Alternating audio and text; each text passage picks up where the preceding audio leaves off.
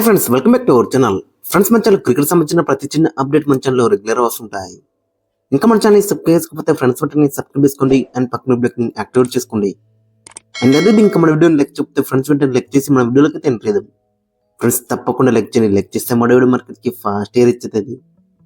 ఇక India versus England second one day match. ఈ match మాత్రం బోత్ టీమ్స్ కూడా చాలా ఇంపార్టెంట్ మ్యాచ్ అని చెప్పుకోవచ్చు. ఆల్రెడీ మన టీం ఫస్ట్ మ్యాచ్ గెలిచినప్పుడు కూడా ఈ మ్యాచ్ కూడా చాలా ఇంపార్టెంట్ అని చెప్పుకోవచ్చు. ఛాంపియన్స్ ట్రోఫీకి జస్ట్ 2 మ్యాచెస్ మాత్రమే మిగిలి ఉండే ముందు. సో కాబట్టి ఏమైనా చేంజెస్ చేసుకుంటే ఈ 2 మ్యాచ్లోనే చేంజెస్ అయితే చేసుకోవాలి. ఎందుకంటే మెయిన్ ప్లేయింగ్ లెవెన్తో బరిలోకి దిగితే బెటర్ అయితే ఉంటుంది. ఛాంపియన్స్ ట్రోఫీకి ఏ ప్లేయింగ్ అయితే ఉంటుందో మరి ఆ ప్లేయింగ్ లెవెన్ ఈ 2 మ్యాచ్లో దింపితే బెటర్ అయితే ఉంటుంది. సో దానిపైన అయితే ఖచ్చితంగా ఫోకస్ అయితే చేయాల్సి అయితే ఉంది. ఇక ఈ మ్యాచ్ వచ్చేసి అక్కడ కటక్లో జరగబోతుంది. కటక్ లో యూజువల్ చూసుకుంటే పిచ్ రిపోర్ట్ వచ్చేసి అక్కడ ఇనిషియల్ ఫాస్ట్ బౌలర్లకే తెలుపు ఉంటుంది. పోను బ్యాటర్లకు హెల్ప్ ఉంటుంది. ఇక తర్వాత మ్యాచ్ ప్రోగ్రెస్ అనే కొద్ది స్పిన్నర్లు కూడా కీ రోల్ అయితే ప్లే చేస్తారు. ఆ విధంగా అయితే ఉంటుంది. ఇక్కడ ట్రూ వికెట్ అని చెప్పుకోవచ్చు. ఇక ఇక్కడ స్టార్ట్స్ ఒకసారి మనం చూసుకుంటే మొత్తం 19 మ్యాచ్లో ఫస్ట్ బ్యాటింగ్ వేసి 8 సార్లు గెలిచిల్లు, సెకండ్ బ్యాటింగ్ వేసి 11 సార్లు అయితే గెలిచిల్లు. ఇక ఆవరేజ్ ఫస్ట్ ఇన్నింగ్స్ స్కోర్స్ కూడా 249. ఫస్ట్ బ్యాటింగ్ వేసినా అని సెకండ్ బ్యాటింగ్ వేసినా అని పెద్ద ఫరక్ అయితే మనకు కనబడతలేదు.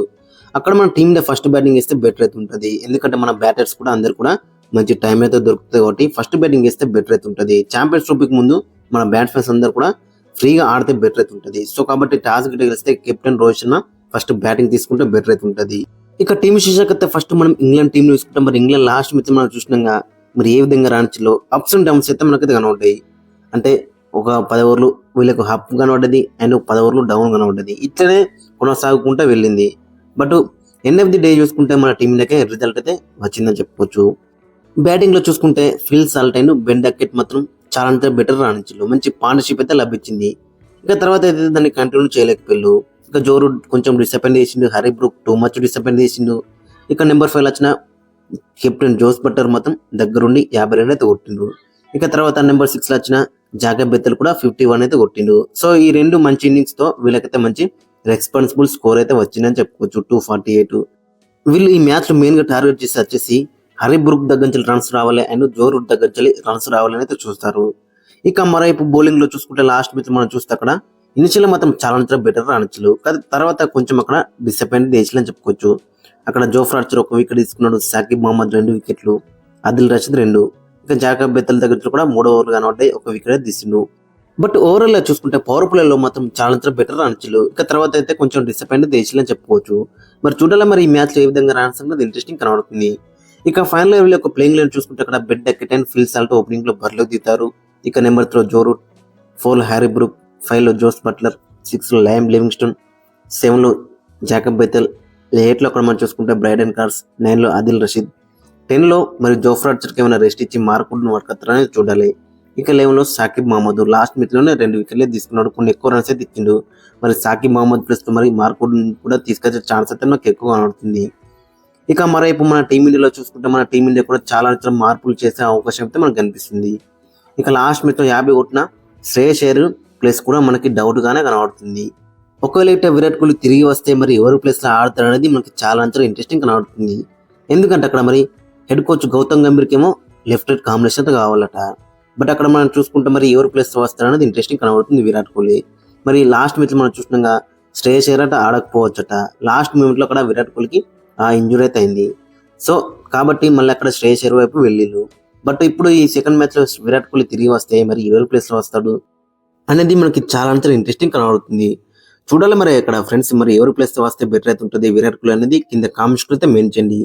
ఇక లాస్ట్ మ్యాచ్ మనం చూసినాగా శ్రేయస్ అయ్యర్ ఏ విధంగా అక్కడ విధ్వంసం క్రియేట్ చేసిండో, శుభ్మన్ గిల్ అక్కడ 87 కొట్టినప్పుడు కూడా తన ప్రెజర్ మొత్తం శ్రేయస్ అయ్యర్ తీర్చిండు. అక్కడ 59 కొట్టిండు 36 బాల్లో, 9 4లు, 2 6లు, 163 స్ట్రైక్ రేట్తోని. సో కాబట్టి అక్కడ మరోవైపు శుభ్మన్ గిల్ కూడా ఈజీ అయిందే చెప్పుకోవచ్చు. సో ఖచ్చితంగా శ్రేయస్ అయ్యర్ అయితే ఆడితే బెటర్ అయితే ఉంటుంది. లెఫ్ట్ రైట్ కాంబినేషన్ చూసినప్పుడు కూడా అక్కడ మరి శ్రేయస్ అయ్యర్ అయితే మంచి ఫామ్ లో ఉన్నాడు. అలాంటి ప్లేయర్ ని తీసేస్తే చాలా డేంజరస్ అయితే ఉంటుంది. ఇక ఈ మ్యాచ్ కి ఒకసారి మనం కాంబినేషన్ చూసుకుంటే అక్కడ మరి ఓపెనర్స్ వచ్చేసి రోహిత్ శర్మ అండ్ శుభ్మన్ గిల్ అయితే బెటర్ అయితే ఉంటుంది. మళ్ళీ మీరు లెఫ్ట్ రైట్ కాంబినేషన్ కావాలంటే జేసీలో అయితే కంటిన్యూ అవుతాడు. బట్ మరి ఎవరు ప్లేస్ లో వస్తారు అనేది చూడాలి విరాట్ కోహ్లీ అనేది. సో కాబట్టి ఇవన్నీ ప్రాబిలిటీగా చూసుకుంటే కొంచెం డౌట్ గానే మనకైతే కనబడుతుంది. కాబట్టి మరి యాజ్ యూజువల్ గా శుభ్మన్ గిల్ తో పాటు రోహిత్ శర్మ బరిలోకి దిగుతాడు. ఇక నెంబర్ 2 యాజ్ యూజువల్ గా విరాట్ కోహ్లీ వస్తాడు. విరాట్ కోహ్లీకి స్ట్రాంగెస్ట్ ఫార్మేట్ ఏంటంటే అది ఓడిఐ ఫార్మేట్ అని చెప్పుకోవచ్చు. దాదాపు అక్కడ చూసుకుంటే 13,900 రన్స్ అవుతున్నాయి. ఇంకొక 100 రన్స్ చేసింది అనుకో 14,000 క్లబ్ లో కూడా ఇతనైతే చేరుతాడు. సో కాబట్టి మరి ఆ సెంచరీ ఈ మ్యాచ్ లో వచ్చి 14,000 రన్స్ కి వెళ్తే బెటర్ అయితే ఉంటుంది. ఇక హండ్రెడ్స్ మనం చూసుకుంటే అక్కడ మరి ఎన్ని హండ్రెడ్స్ కొట్టినట్టే మరి దీంట్లో 50 హండ్రెడ్స్ అయితే కొట్టిండు. మరి ఈ మ్యాచ్ లో ఒక 100 కొట్టి 51 కి వెళ్తే బెటర్ అయితే ఉంటుంది. సో చూడాలి మరి ఏ విధంగా రాణిస్తారో అనేది ఇంట్రెస్టింగ్ కనబడుతుంది. ఇక నెంబర్ 4 లో అక్కడ మనం చూసుకుంటే శ్రేయస్ అయ్యర్ లాస్ట్ మ్యాచ్ మనం చూసినాక 59 అయితే కొట్టిండు. క్రూషల్ నాక్ అని చెప్పుకోవచ్చు. ఆ నాక్ గిట్ట కొట్టపోయింది అనుకో మరోవైపు శుభ్మన్ గిల్ అయితే షెల్ అయితే పోతున్నాడు. సో కాబట్టి ఆ నాక్ చేయబట్టి శుభ్మన్ గిల్ కూడా ప్రెజర్ అయితే రిలీఫ్ అయిందని చెప్పుకోవచ్చు. సో అంత మంచి నాక్ అని చెప్పుకోవచ్చు. 59 కొట్టిన 36 బాల్స్ లో 163 స్ట్రైక్ కొడుతుంది. T20 కైండ్ ఆఫ్ ఇన్నింగ్స్ అయితే మనకు కనబడ్డది. చూడాలి మరి ఈ మ్యాచ్ కంటిన్యూ అయితే బెటర్ అయితే ఉంటుంది. బట్ లాస్ట్ మ్యాచ్ మనం చూసినాక శ్రేయస్ అయ్యర్ ఏమన్నాడో మ్యాచ్ తర్వాత ఒకవేళ గిట్ట మాకు లెఫ్ట్ రైట్ కాంబినేషన్ కావాలనుకుంటే ఖచ్చితంగా మరి అక్కడ జైస్వాల్ కి కంటిన్యూ అయ్యే అవకాశం అయితే ఉంటుంది. 59 కొట్టినా అని శ్రేయస్ అయ్యర్ ప్లస్ మనకి డౌట్ గానే కనబడుతుంది. ఫ్రెండ్స్ మరి మీ ఒపీనియన్ అయితే కింద కామెంట్స్ అయితే మెన్షన్ మరి దీని మీద మీరేమనుకుంటున్నారు అనేది. మరి శ్రేయస్ అయ్యర్ కంటిన్యూ అవుతాడా లేదంటే లెఫ్ట్ రైట్ కాంబినేషన్ వల్ల మరి శుభ్మన్ గిల్ నెంబర్ 4 ఆడి అక్కడ ఓపెనర్ గా జైస్వాల్ కంటిన్యూ అయితే బెటర్ ఉంటుందని ఖచ్చితంగా కింద కామెంట్స్ అయితే మెన్షన్ చేయండి. ఇక నెంబర్ 5 లో అక్కడ మనం చూసుకుంటే కేఎల్ రాహుల్ లాస్ట్ మ్యాచ్ మనం చూస్తున్నాగా నెంబర్ 6 లో వచ్చిండు. 2 మాత్రం కొట్టిండు. ఎక్కువ అవకాశం అయితే రాలేదు బ్యాటింగ్ లో. ఈ మ్యాచ్ లో కూడా మరి కేఎల్ రాహుల్ కంటిన్యూ అయ్యే అవకాశం అయితే ఉంటుంది. ఇక నెంబర్ 6 లో అక్కడ మనం చూసుకుంటే హార్దిక్ పాండ్యా లాస్ట్ మ్యాచ్ మనం చూసినాగా మరి బౌలింగ్ లో ఏ విధంగా రాణించిండు. లాస్ట్ ఓవర్ మిగిలిస్తే అంతకుముందు ఓవర్ లో మాత్రం చాలా బెటర్ రాణించిండు. ఇక నెంబర్ 7 లో అక్కడ మనం చూసుకుంటే రవీంద్ర జడేజా లాస్ట్ మ్యాచ్ మనం చూసినాగా మరి అక్కడ కీ వికెట్స్ అయితే తీసిండు. మొత్తం అక్కడ 3 వికెట్లు 2.9 ఎకనమీతోని దట్టు ఆ మంచి వికెట్ లో అక్కడ ఓపెనర్స్ ఇద్దరు మంచి ప్లాట్ఫామ్ క్రియేట్ చేసిన తర్వాత మరి అక్కడ బౌలింగ్ వచ్చి జస్ట్ 2.9 ఎకనమీతో 3 వికెట్లు తీసుకున్నాడు. 26 రన్స్ మాత్రం ఇచ్చిండు 9 ఓవర్లో. ఒక మిడ్ ఓవర్ కూడా మనకైతే కనబడ్డది. సో ఆ విధంగా అయితే మనకైతే ఇంపాక్ట్ అయితే కనబడుతుంది. అందరు అన్నారు మరి అక్షర్ పటేల్ జడేజా ఖచ్చితంగా ఫస్ట్ ప్లేయర్ అయితే అక్షర్ పటేల్కి ఇస్తారన్నారు. బట్ జడేజా వచ్చిండు 3 క్రూషల్ వికెట్లు అయితే తీసిండు. మళ్ళీ తన ప్లేస్ అయితే సిమెంట్ చేసుకున్నాడని చెప్పుకోవచ్చు. ఇక నెంబర్ 8 లో అక్కడ మనం చూసుకుంటే అక్షర్ పటేల్ కూడా లాస్ట్ మ్యాచ్ మరి బౌలింగ్ లో టూ మచ్ డిసప్పాయింట్మెంట్ అయితే కనబడ్డది.